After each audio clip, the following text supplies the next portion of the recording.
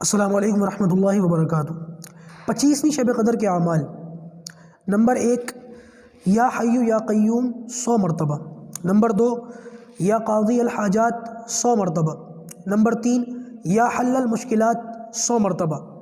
Number 4، یا رافع الدرجات 100 مرتبہ۔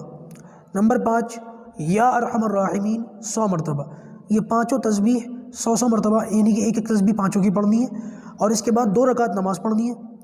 پہلی رکعت میں، یہ 2 رکعت نفل نماز ہے، پہلی رکعت میں قل یا ایھا الکافرون کی صورت 10 مرتبہ، اور دوسری رکعت میں سورۃ فاتحہ کے بعد قل ھو اللہ احد کی صورت 10 مرتبہ۔ پہلی رکعت میں سورۃ فاتحہ کے بعد قل یا ایھا الکافرون کی صورت 10 مرتبہ، اور دوسری رکعت میں سورۃ فاتحہ کے بعد قل ھو اللہ احد کی صورت 10 مرتبہ۔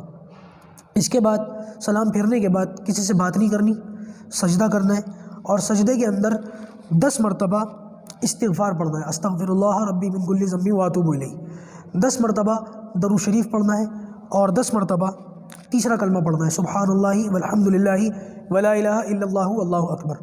بس اتنا پڑھنا ہے۔ اس کے فائدے کتنے ہیں کہ علماء نے فرمایا کہ اس کے فائدے یہ ہیں کہ بندہ